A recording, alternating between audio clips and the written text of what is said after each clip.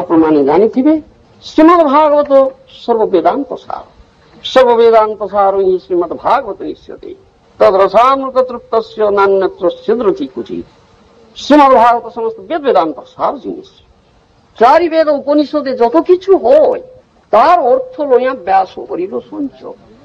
চারি বেদ উপনিষদে যাহা কিছু ଅଛି ସେ ସବୁର ସାର ନେଇକରି ବ୍ୟାସଦେବଙ୍କର ଅନ୍ତିମ ଅବଦାନ ଶ୍ରୀମଦ୍ ଭାଗବତ ଶେଷରେ ପ୍ରଣୟନ କରିଛନ୍ତି। ତେଣୁ ଶ୍ରୀମଦ୍ ଭାଗବତ ସର୍ବବେଦାନ୍ତ ସାର।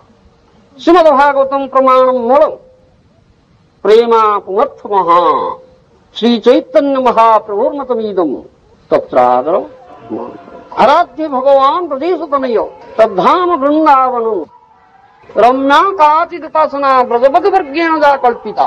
ଶ୍ରୀମଦ୍ ଭାଗବତଂ ପ୍ରମାଣଂ ମୂଳଂ ପ୍ରେମା ପୁମର୍ଥ ମହା ଶ୍ରୀ ଚୈତନ୍ୟ ମହାପ୍ରଭୁର୍ମତମୀଦଂ ତତ୍ରାଦର। এই কথা আছে আমার শ্রীমদ ভাগবତରେ ସବୁ କଥା ଅଛି ଆମର। ବିଶେଷ କରି ଶ୍ରୀମଦ୍ ଭାଗବତ ଭଗବାନଙ୍କର ବାଣୀ ରୂପ କୃଷ୍ଣ ତୁଲ୍ୟ ବିଭୁ ସର୍ବାଶ୍ରୟ। କୃଷ୍ଣ ଯେପରି ବିଭୁ, କୃଷ୍ଣ ଯେପରି ସର୍ବାଶ୍ରୟ, ଭାଗବତ ତଦ୍ରୂପ ଭାବେ ବିଭୁ ବସ୍ତୁ ସର୍ବାଶ୍ରୟ। ବ୍ରଜଭୂମିର ଗୋପୀମାନେ ବ୍ରଜବଧୂମାନେ ଯେପରି ପ୍ରେମରେ କୃଷ୍ଣ ଆରାଧନା କରିଥିଲେ ତଦ୍ରୂପ ଆରାଧନା କରିବାକୁ ପଡେ। ତାହା ହଉଛି ସର୍ବୋତ୍ତମ ଆରାଧନା। ଶ୍ରୀମଦ୍ ଭାଗବତରେ ସବୁ କଥା ଅଛି ଆମର। ବିଶେଷ କରି ପ୍ରେମା ପୁମର୍ଥ ମହା। ସେ ପ୍ରେମ ଯଦି ତୁମର ନାହିଁ ତୁମେ କଦାପି କୃଷ୍ଣ ଆରାଧନା କରିପାରିବନି, କଦାପି କରିପାରିବନି। ସେ କାଠ ପିତୁଳା ନୁହନ୍ତି, ସେ କାଠ ପିତୁଳା ନୁହନ୍ତି, ସାକ୍ଷାତ ବ୍ରଜେନ୍ଦ୍ର ନନ୍ଦନ। ପ୍ରତିମା ନୁହଁ, ତୁମି ସାକ୍ଷାତ ବ୍ରଜେନ୍ଦ୍ର ନନ୍ଦନ। ଏ କଥା ପରେ କହିବି। ମୁଁ ବର୍ତ୍ତମାନ এই କଥା କହୁଛି। କେହି ଯଦି ଏପରି ଭାବେ ସେ କାଷ୍ଠ ପାଷାଣର ମୂର୍ତ୍ତି ବୋଲି ପିତୁଳା ପରି, ତାହେଲେ ପାଷଣ୍ଡୀ ସ ନାର କିସ? ସେ ପାଷଣ୍ଡୀ ସେ ନାର କି? ଏ ପଦ୍ମ ପୁରାଣ ବଚନ। ସେ ନିଶ୍ଚିତ ଭାବରେ ନର୍କଦଣ୍ଡ ଭୋଗ କରିବ। ପାଷଣ୍ଡୀ ନାର ନାମ ରୂପ ବିଗ୍ରହ ତିନ ଚିଦାନନ୍ଦମୟ। ତିନେ ଭେଦ ନା, ଭଗବାନଙ୍କର ନାମ, ଭଗବାନଙ୍କର ବିଗ୍ରହ ଆଉ ଭଗବାନଙ୍କର ସ୍ୱୟଂ ରୂପ। ଏ ତିନିଟା ମଧ୍ୟରେ କୌଣସି ପ୍ରକାର ତଫାତ ନାହିଁ। ତିନି ସଚିଦାନନ୍ଦମୟ।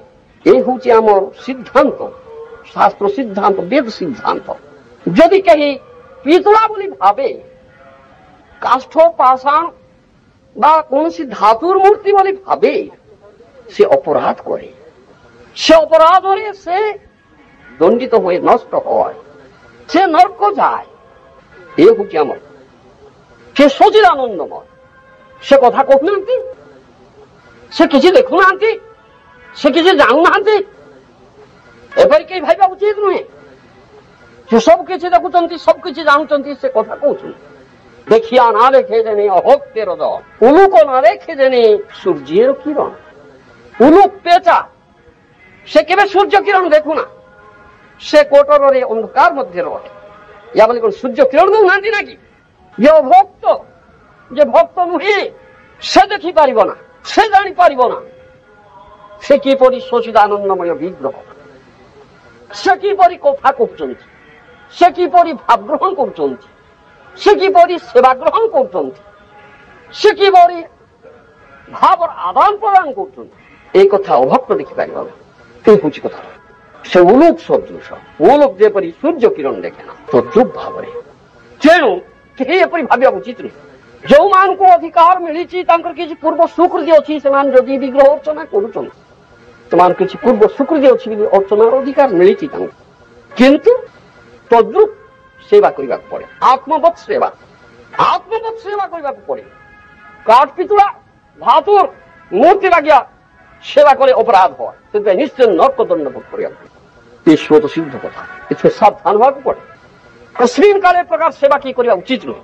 ବରଂ ସେବା ନ କରନ୍ତୁ, ଯା କିନ୍ତୁ ଅପରାଧ କରନ୍ତୁ, କାହିଁ ଦଣ୍ଡିତ ହବ ସେଥିପାଇଁ। ତା ହଉଛି ଆମର କଥା। ଭକ୍ତ ବତ୍ସଳ ଭଗବାନ ଭକ୍ତର ସେବା ଗ୍ରହଣ କରନ୍ତି। ଭକ୍ତର ପ୍ରୀତିପୂର୍ଣ୍ଣ ସେବା। ଗୀତାରେ ଭଗବାନ କୃଷ୍ଣ କହିଲେ, ପତ୍ରଂ ପୁଷ୍ପଂ ଫଳଂ ତୋୟଂ ଯୋମେ ଭକ୍ତା ପ୍ରେୟଚ୍ଛତି ତଦଭୂଷ୍ଣାମି ଭକ୍ତି ପ୍ରଭୃତା। এই କଥା ହଉଛି।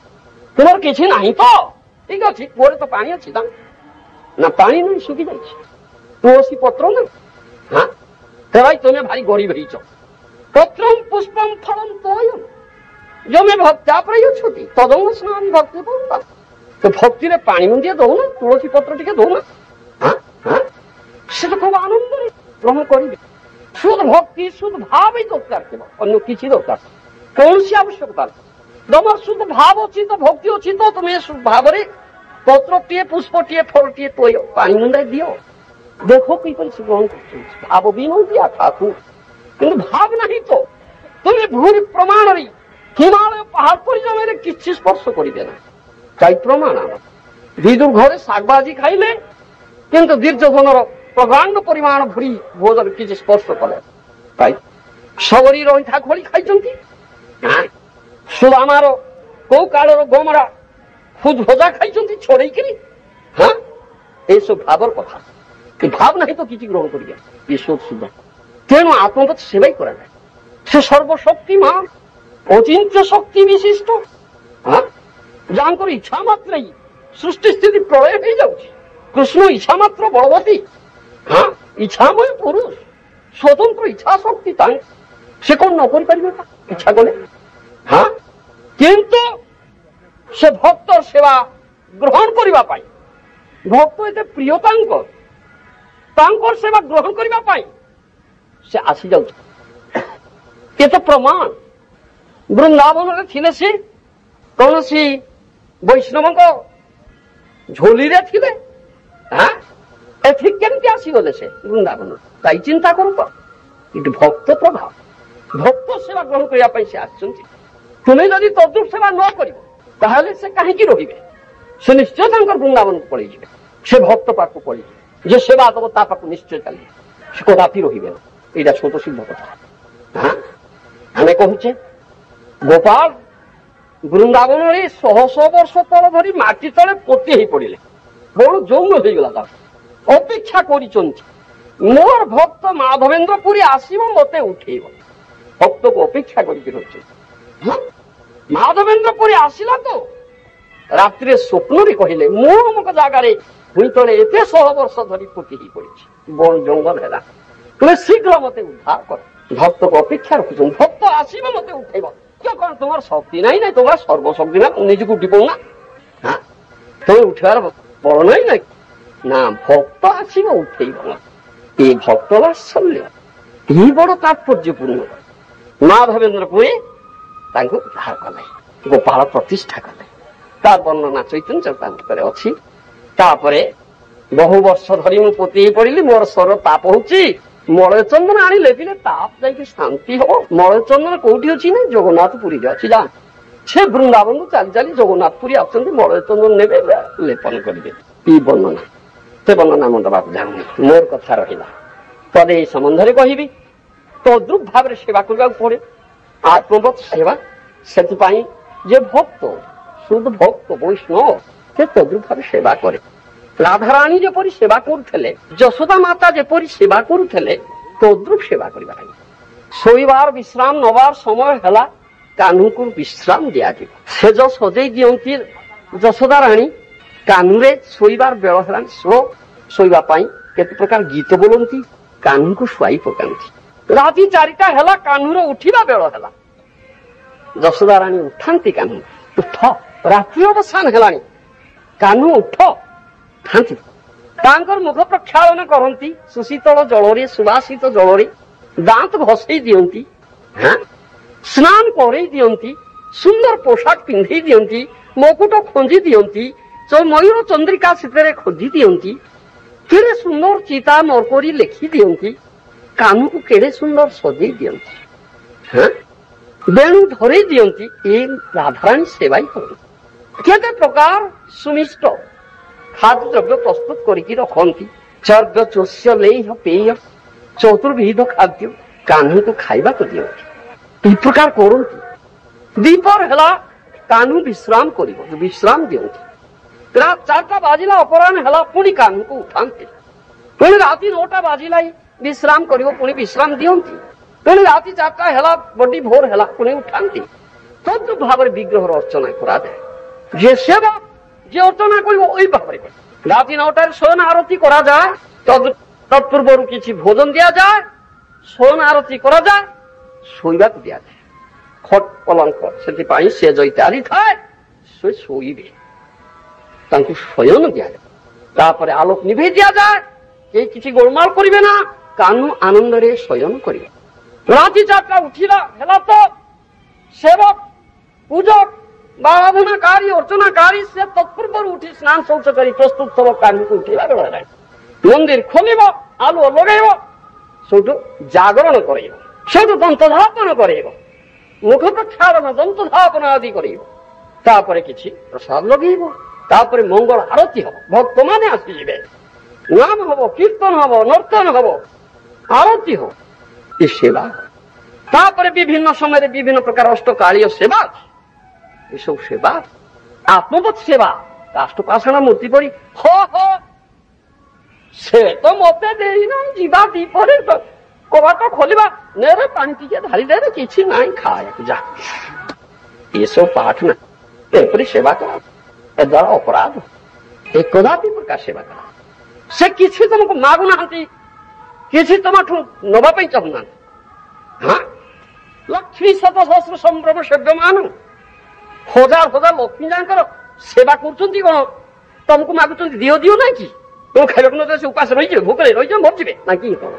ହଁ, ଭୋକରେ ମରିଯିବେ ନା, ତାଙ୍କର କିଛି ଆବଶ୍ୟକତା ନାହିଁ। ସେ ସମ୍ପୂର୍ଣ୍ଣ ପରିପୂର୍ଣ୍ଣ ବସ୍ତୁ, କମ୍ପ୍ଲିଟଲି ଫୁଲ୍।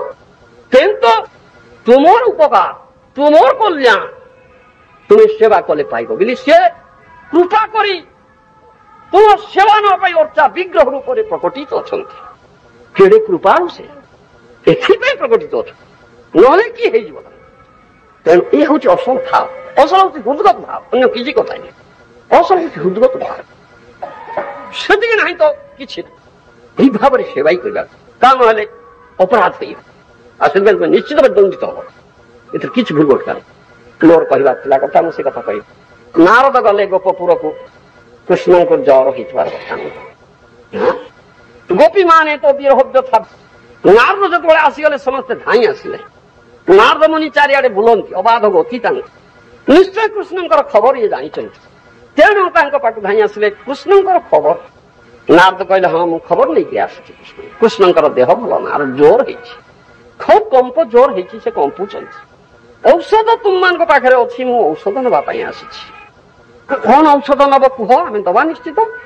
ନା ଗୋଟେ ଔଷଧ ଅଛି, ତୁମମାନ ମଧ୍ୟରୁ କେହି ଯଦି କୃପା କରି ଟିକେ ପାଦରେଣୁ ଦବ, ତାହେଲେ ସେ ହଉଛି ତାଙ୍କର ଔଷଧ।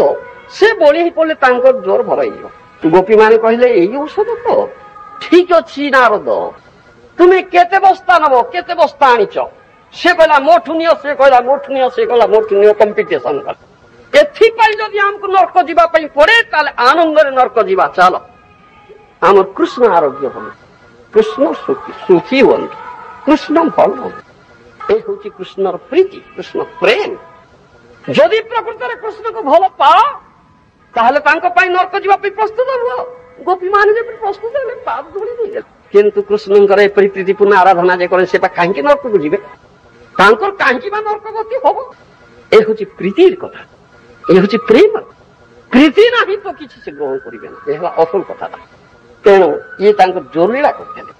আর ଗୋଟେ କଥା ଥିଲା, ମୋର ଦୁର୍ବାସା ମୁନିକୁ ପଠେଇଛନ୍ତି ଦୁର୍ଯ୍ୟୋଧନ, ଅଭିଶାପ ଦେଇଦେବେ, ତାଙ୍କର ଚର୍ଚ୍ଚା ହେଇପାରିବ ନା। ଦୁର୍ବାସା ମୁନି ହଜାର ହଜାର ଶିଷ୍ୟ ନେଇକିରି ଠିକ ଦ୍ୱୀପରେ ପହଞ୍ଚିଗଲେ।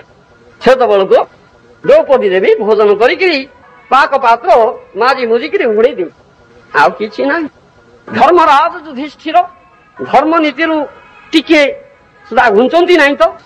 ଗୃହସ୍ଥ ସେ, ଗୃହସ୍ଥର କର୍ତ୍ତବ୍ୟ ହଉଛି ଅତିଥିର ସେବା କରିବା, ତାହା ହଉଛି ଗୃହସ୍ଥର କର୍ତ୍ତବ୍ୟ।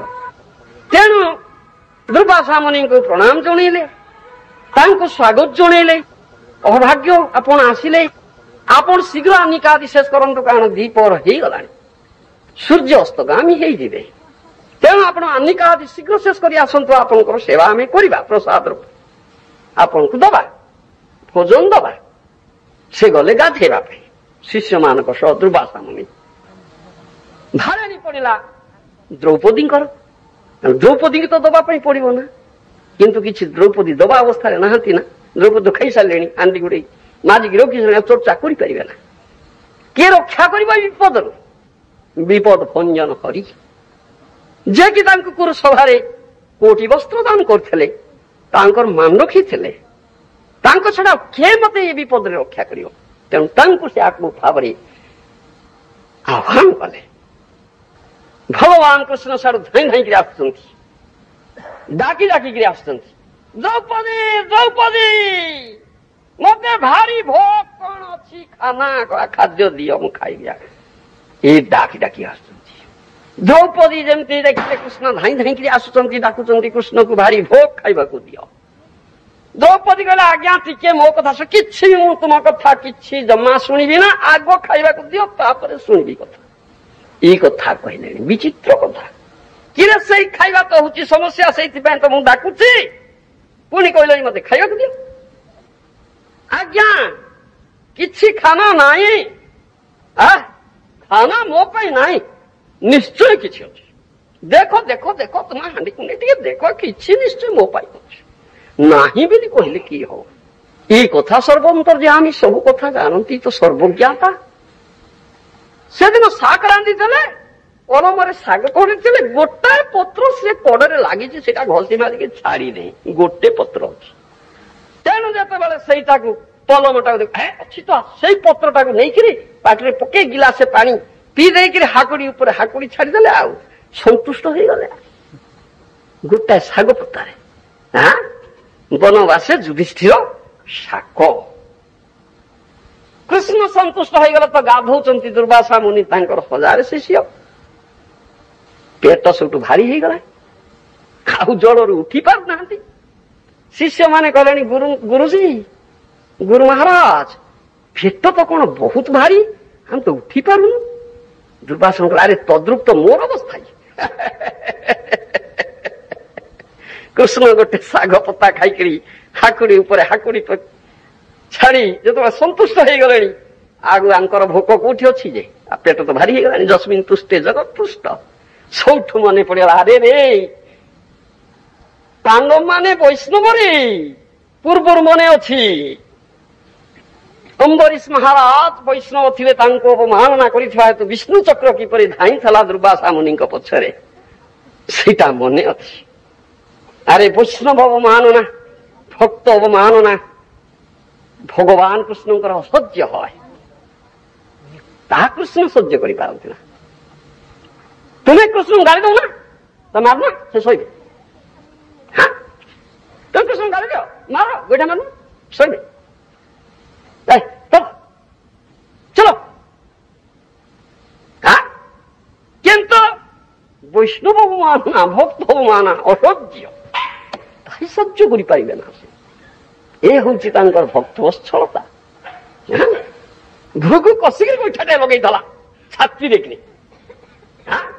আনন্দরে শোইনেলে না নাই? শ্রীবৎসল আঞ্চ গ্রহণ করছেন না নাই? ତାଙ୍କ ଗୋଡ ଟିକେ ଆଉଁସି ଦଉଛନ୍ତି। ଆହା, ଆପଣ ବ୍ରାହ୍ମଣ ଲୋକ, ଆପଣ ମୋ ପୁରକୁ ଆସିଲେ, ମୋ ପୁର ଧନ୍ୟ ହେଲା, ପବିତ୍ର ହେଇଗଲା। ଟିକେ ମୁଁ ଜାଣିପାରିଲିନି ଆପଣ ଆସୁଛନ୍ତି ବୋଲି। ମୁଁ ଆପଣଙ୍କର କେତେ ସ୍ୱାଗତ କରିଥାନ୍ତି, କେତେ ପ୍ରକାର ସେବା କରିଥାନ୍ତି, ଆପଣଙ୍କୁ ଜାଣିପାରିଲି ନା ଆପଣ ଆସୁଛନ୍ତି ବୋଲି।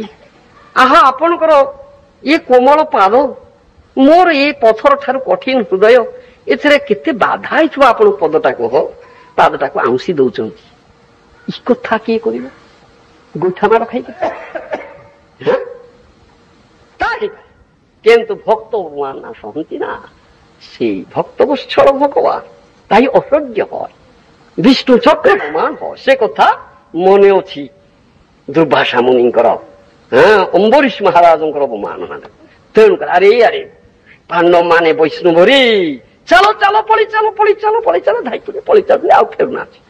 ଦିନମଣି ଅବସାନ ହବାକୁ ବସିଲେଣି, କୁଆଡେ ଗଲେ ଅତିଥି? କାହିଁ ଆସୁନାହାନ୍ତି? ସନ୍ଧ୍ୟା ହେଇଯିବ, ଅତିଥି ଚର୍ଚ୍ଚା ହେଇପାରିଲା ନା। ଯୁଧିଷ୍ଠିର ମହାଭାରଣୀ ପଡ଼ିଲେ, ଆରେ ଦେଖ ଦେଖ ଦେଖ ଦେଖ, କଣ ଦେଖିଲେ? ଧାଇକି ପହଞ୍ଚୁ। ଯସ୍ମିନ୍ ତୁଷ୍ଟେ ଜଗତୁଷ୍ଟ।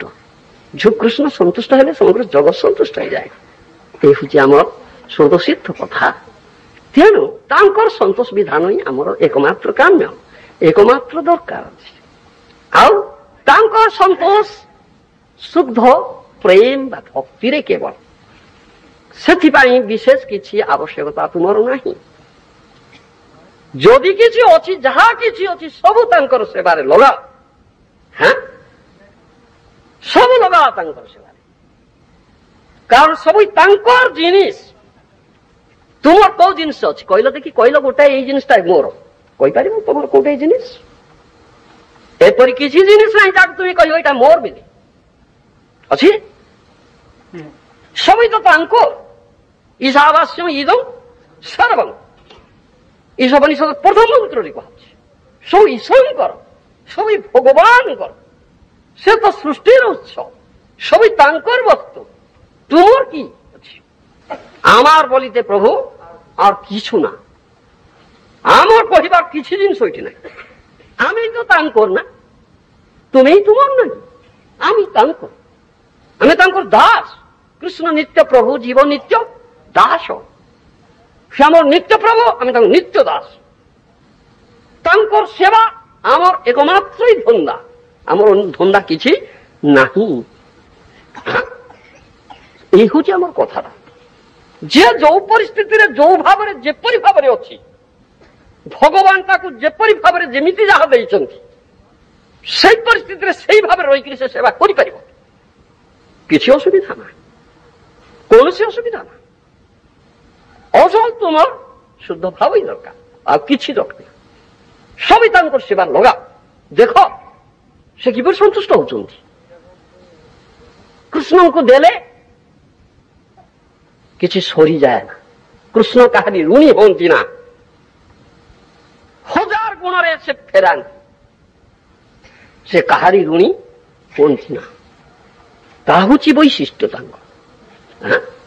ଏ କଥା ଯିଏ ଜାଣିଛନ୍ତି ସେ କାହିଁକି କୃପଣ ହେବେ ଦବା ପାଇଁ? କ୍ୟା କୃପଣ ହେବେ? କୃପଣତା କାହିଁକି? ଦେଖ ତାଙ୍କୁ ସବୁ କିଛି ଦିଅ, ଯାହା ତୁମର ଅଛି তুমি নিজକୁ ଦେଇଦିଅ ତାଙ୍କୁ। ହଁ, তুমি তো ତାଙ୍କ, তুমি ନିଜକୁ ସମର୍ପଣ କର। তাই তো আমার কাম সর্বধর্মান পরিত্যাজ্য মামেকং শরণং ব্রজ। তাই তো গীতার সিদ্ধান্ত, শেষ কথাটা। হ্যাঁ, আমি তাঙ্ক নিত্য দাস, সে আমার নিত্য প্রভু। তেণু আমি যে তাঙ্কর পদারবিন্দ নিজକୁ সম্পূর্ণ উৎসর্ଗ କରିପାରିବା। ଯାହା କିଛି ଆମକୁ କୃଷ୍ଣ କୃପାରୁ ମିଳିଛି ସବୁକୁ ତାଙ୍କୁ ସେବା ଲଗେଇ ପାରିବା। ତାହେଲେ ଦେଖ କଣ ହଉଛି, ସେ କିପରି ଆନନ୍ଦ ପାଉଛନ୍ତି, ସେ କିପରି ସନ୍ତୁଷ୍ଟ ହଉଛନ୍ତି, ତୁମେ କିପରି ଆନନ୍ଦ ପାଉଛ। ଦେଖ ଏଇଥିରେ ଅଛି ଆନନ୍ଦ, ଏଇଥିରେ ଅଛି ପ୍ରକୃତ ସୁଖ ଆନନ୍ଦ।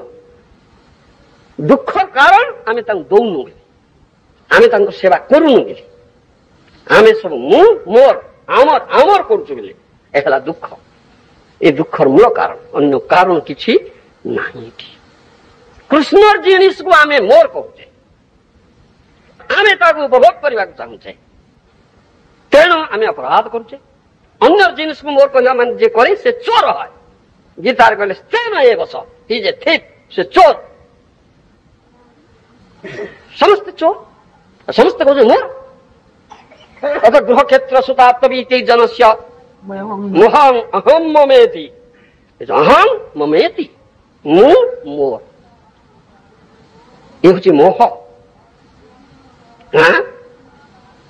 ଗୃହ କ୍ଷେତ୍ର ସୁତ ଆତ୍ମ ବିତ, ସବୁ ତ ମୋର କହୁଛେ ଆମେ। ଆଉ କିୟ ନାଗପୁରରେ ସେ ଘର କାହାର? ଏ ପୁନା ନାଗ আমার ঘর, আমার ঘর। আচ্ছা, ये सुतकार हमार सुत, हमार बेटा है, पुनाना करो बेटा। गृह मोर, ये क्षेत्र जमीन है सब हमार। हाँ, गृह क्षेत्र सुत आप्त ये क्या है? सब हमार बंधु बांधव, बीत धन संपद सब तो हमारा। जनस्य मोहयं अहं ममेति। ଅହଂ ମମେତି, ମୁଁ ଆଉ ମୋର, ଏ ହଉଛି ମୋହ। ବୁଝୁଛ? ଏଇ ମୋହ ଯୋଗୁ ଆମେ ଦୁଃଖ ପାଉଛେ। ଏଇ ମୋହର ଭଞ୍ଜନ ହେଇଛି ଗୀତାରେ। अर्जुन कहते मोर भाई मोर बंधु मोर कुटुंब एंको मारिबी केमती एइथुरु गीतावाणी आरंभ होइछि पिता शिक्षा देले विश्वरूप देखेले हाँ सब करके अर्जुन बुझीदेला जे आमा बोलीते किछु ना मोर कहिबार किछि जिनिस नाही सबई तांकर मु तांकर नष्ट मोह शुणुतिल द्वात प्रसादात् मयाच्युत स्थितस्मि गत संदेह करिष्ये वचनं तव ए शेष कोई कथा अर्जुन कहे हे अच्युत आपनका कृपारु मोर मोह नष्ट हेई गला हाँ मुझे मु मोर कहूली एटा मोह नष्ट हो गला नष्ट मोह स्मृति लब्धा भूली जाइली जोटा नित्य मु नित्य दास आपन नित्य प्रभु कृष्ण सहित आम नित्य संबंध अच्छी कृष्ण जी मुख्य संबंध एकमात्र संबंध से तो संबंधे संबंध आमार अरे से तो संबंधे संबंध आमार से संबंध संबंधित हवाई उचित ताकू छाड़ी आम आम संबंध नाना प्रकार करुचे पिता पुत्र संबंध पति पत्नी संबंध बंधु बांधव संबंध हाँ प्रभु भृत्य संबंध अपरापर संबंध ए संबंध कर बसचे आम कहूनी कृष्ण संबंध ए संबंध तुमको दुख दौची दौची दौची दब दब दब निश्चित ही दौची आ निश्चित ही दब कहीं कृष्ण संबंध संबंधित ही ना तुम दुख कारण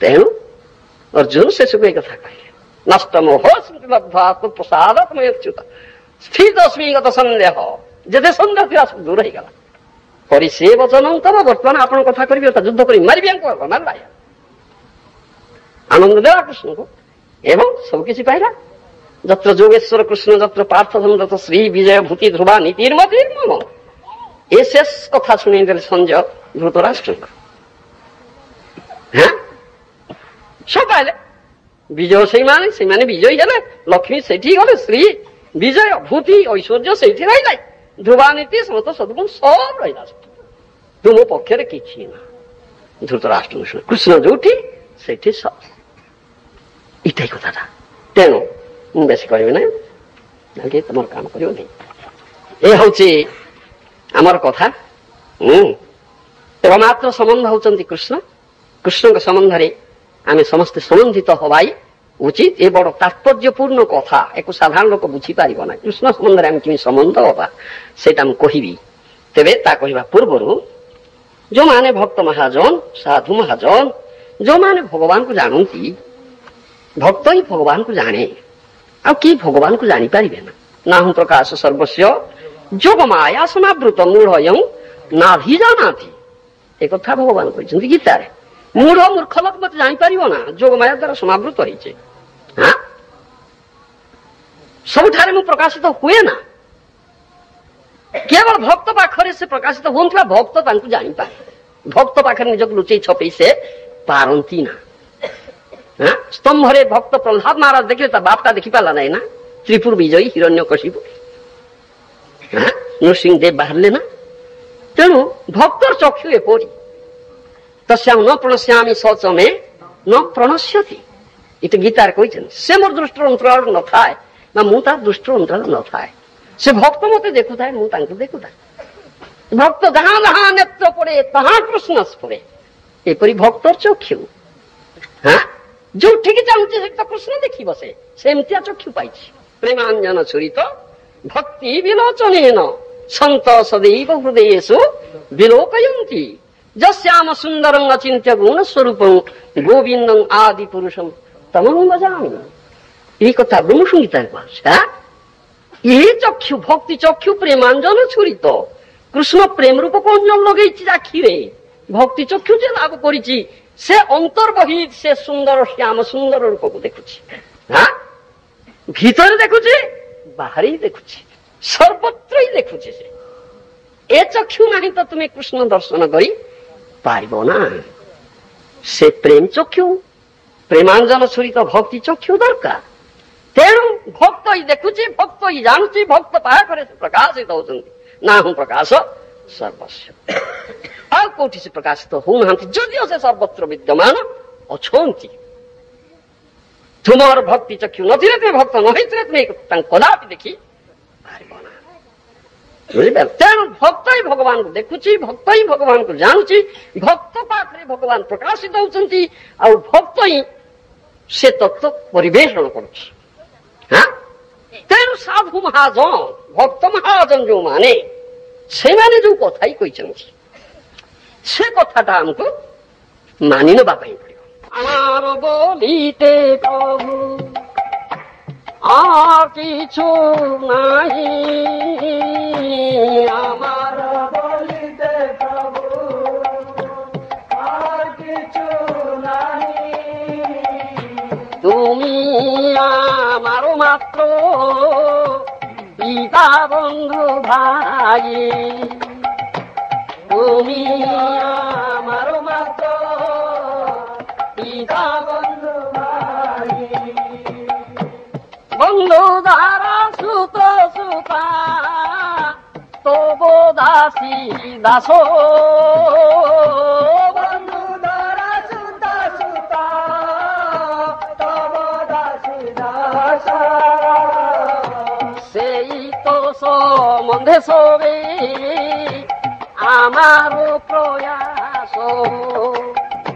সেই তো সম্বন্ধে সবে আমার প্রয়াস, ধন জন গৃহ দ্বার তোমার বলিয়া, ধন জন গৃহ দ্বার তোমার বলিয়া, রক্ষা করি আমি মাত্র সেবক হইয়া, রক্ষা করি আমি মাত্র সেবক হইয়া, তোমার কার্যরি তবে উপাজীব ধন, তোমার কার্যরে তবে উপাজীব ধন, তোমার সংসার বেয় করিব বহন, তোমার সংসার বেয় করিব বহন, ভালো মন্দ নাহি জানি সেবা মাত্র করি, ভালো মন্দ নাহি জানি সেবা মাত্র করি, তোমার সংসারে আমি বিষয় প্রহরী, তোমার সংসারে আমি বিষয় প্রহরী, তোমার ইচ্ছায় মোর ইন্দ্রিয় চালনা, তোমার ইচ্ছায় মোর ইন্দ্রিয় চালনা, শ্রবণ দর্শন ঘ্রাণ ভোজন বাসনা, শ্রবণ দর্শন ঘ্রাণ ভোজন বাসনা, নিজ সুখ লাগি কিছু নাহি করি আরো, নিজ সুখ লাগি কিছু নাহি করি আরো, ভক্তি বিনোদ বলে তব সুখ সারো, ভক্তি বিনোদ বলে তব সুখ সারো। এ হচ্ছে শ্রীল ভক্তি বিনোদ ঠাকুর রচিত একটা সুন্দর সঙ্গীত, ଯେଉଁଥିରେ ସମସ୍ତ ବୈଦିକ ତତ୍ତ୍ୱ খুব সুন্দর ভাবে এ ক্ষুদ্র সঙ্গীতের সে দিয়ে দিয়েছে। আমার বলিতে প্রভু আর কিছু না, তুমি আমার মাত্র পিতা বন্ধু ভাই, তাই জানো সে পিতা সে বন্ধু সে ভাই সে কৃষ্ণ, সর্বজনীষু কৌন্তৈয় মূর্তৈয় সম্ভবন্তি যা তাসাম ব্রহ্ম মহজ্জনী অহম বীজপ্রদ পিতা, এ তো କହିଛନ୍ତି জানো, যেতে জীবজনী যেতে প্রকাশ যাহা କିଛି ଅଛି ସବୁର ମୂଳ ହେଉଛି ବୀଜପ୍ରଦ ପିତା, ଅହଂ ସର୍ବସ୍ୟ ପ୍ରଭବ ମତ ସର୍ବଂ ପ୍ରବର୍ତ୍ତତେ, ଏ ତ ଭୁରି ଭୁରି କଥା। তুমি আমার পিতা বন্ধু ভাই, সে সর্বভূতানাং से बंधु एकमात्र मंगलाकांक्षी बंधु से पिता से बंधु से भाई से सबू गोटे संबंध कृष्ण संबंध बंधु द्वारा सुत सुता तबो दासी दास से तो संबंधी सबे आमार प्रयास आमर जहाँ कहीं बंधु बोली कहूचे दारा भार्या कहूचे पुओ कहूचे झील कहूचे जहाँ किसी कहूचे आम संबंध आम से सब दास आउ दासी तब दासी दास से प्रभु समस्ते दासी दास से तो संबंधे सबे आमार प्रयास तेणु ये गोटे संबंध कृष्ण संबंध घर क्या आमार घर कृष्ण घर क्या ये कार घर आज्ञा ये कृष्ण घर कृष्ण घर ये परिवार का आज्ञा कृष्ण से परिवार कृष्ण घर धन संपत्ति से मालिक ये परिवार हो झील भाई बंधु कुटुंब भाज्या जाई जहा सब दास दासी तुम्हें के आमी दास मु दास मते ये घर परिचालना भार से रक्षा करी आमी मात्र सेवक हइना ताई धन धन ग्रह द्वारा तोमार बोलिया रक्षा करी आमी मात्र सेवक हइना मु सेवक है रक्षा कर सब परिवार धन जन सब मु सेवक आ मुख्य सेवक तेणु मो परिवार परिचालनार दायित्व मो मुंडे से मुझे रक्षा कर बुझीपार जपरी आम उदाहरण देखा जपरी रामायण देखा राम गले वनवास कले पितृ सत्य पालन भरत राजा हेले किंतु भरत राजा हेले मु राम सेवक मुझे सेवा ही करी मोर सिंहासन बसार अधिकार नहीं सिंहासन राम कर राज्य राम कर हाँ से बसिले ना से गले फेरे आने आम को फेरबे ना राम फेरबे ना जहाँ आदेश से आदेश हम पालन करा से तुम मंगल आमर मंगल से विचार जोड़ार किसी ना भरतु कहले देख गुरुजन आदेश आज्ञा को निर्विचार ग्रहण करा जाए तो विचार के जोड़ा जाए तेणु से विचार जोड़ा तुम्हें शासन कर मु बन को जी आदेश हम पालन कले तुम मंगल आम मंगल से आसले ना तेणु भरत कहले ठीक अच्छे आपण राज्य आपण से सिंहासन बसवे मोर राज्य नु कि मोर सिंहासन बसवा अधिकार नहीं मुझे दास मुझे सेवा ही करी तेणु आपणकर कर्तव्य तो जे प्रतीक रूप में मुझे सिंहासन बसैबी आप दास सूत्रे मुझे राज्य शासन करी से कले सिंहासन राम को कठोर को बसैले राजा के ना राम शासन राम कर आदेश रे मु शासन कार्य बुझुची मुझे दास ये हूँ आम कथा तद्रूप भाव घर का घर तो कृष्ण परिवार कृष्ण से सिंहासन बसुं मुझे दास आज्ञा ये संसार परिचालन करपरी भरत राज्य परिचालन तद्रूप ये भावना आम कहबानी मोर से भूल से अपराध এই অপরাধ সব দণ্ড ভোগিবাক পড়ছে আমি দণ্ডিত হচ্ছে আমি মোর কথা কৃষ্ণ কহুনে কম বুঝিপারছে এই হচ্ছে আমার সেই তো সম্বন্ধ আমার সেই তো সম্বন্ধে সবাই আমার প্রয়াস ধন জনগ্রহ তোমার বলিয়া রক্ষা করি আমি মাত্র সেবা করি বিষয় সকলই মাধব তাই কয় বিষয় একমাত্র মাধব আর কে বিষয় हाँ आम कहूँ जार जगह बाड़ी धन संपत्ति अच्छी से विषयी लोक नहीं बहुत विषय अच्छी नहीं किंतु ବିଷୟ ସକଲ ସକଲି ମାଧବ। ମାଧବ ହିଁ ଏକମାତ୍ର ବିଷୟ, ତାଙ୍କର ତ ସବୁ ବିଷୟ, ଆଉ କାହା ନାଇଁ। ଇଟା ହଉଛି ଆମର କଥାଟା। ଆମେ କହୁଛେ ଆମକୁ ବିଷୟ, ସେଇଟା ହେଲା ଅପରାଧ, ସେଇଟା ହେଲା ଆମର ଭ୍ରମ, ସେଇଟା ହେଲା ଭୁଲ, ସେଇଟା ହେଲା ଅପରାଧ ଆଉ ଦୋଷ। ଆମର ସେଇ ଦୋଷ ଯୋଗୁଁ ଆମେ ଦଣ୍ଡିତ ହଉଛେ। ଦଣ୍ଡର একমাত্র কারণ এটা, দুঃখর একমাত্র কারণ এটা। আমি কৃষ্ণঙ্কর বলি কহুনি, তাঙ্কর জিনিসকু আমি মোর কହୁଛେ, আমার কହୁଛେ। এইটি যোগুଁ আমি দণ্ডিত হচ্ছে। এই হচ্ছে দণ্ডর কারণ। হ্যাঁ, তোমার কার্যের তবে উপার্জিব ধন, তোমার সংসার ব্যয় করিব বহন।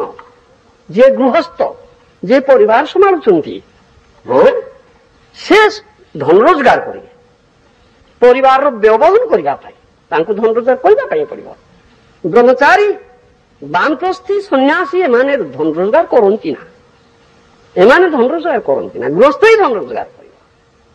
ବ୍ରହ୍ମଚାରୀ, ବାନପ୍ରସ୍ଥୀ, ସନ୍ନ୍ୟାସୀ କୁ ବା ତାଙ୍କର ସେବା ଗୃହସ୍ଥ ହିଁ କରିବ। ଯାହା ତାଙ୍କର ଦରକାର ସେ ଗୃହସ୍ଥ ଦ୍ୱାରକୁ ଆସିବେ, ଗୃହସ୍ଥ ତାଙ୍କର ସେବା ହିଁ କରିବ। ଏ ହଉଛି ଆମର ବେଦ ବିଧାନ, ଏ ହଉଛି ବେଦ ବିଧାନ। ସେମାନେ ଧନ ରୋଜଗାର କରନ୍ତି ନା, ଗୃହସ୍ଥ ହିଁ କରିବ। এইটা হচ্ছে কথা। আর ধন রোজগার করিকি সে ধন কଣ କରିବ? কৃষ্ণ ସଂସାରର ବ୍ୟୟ ବହନ କରିବ।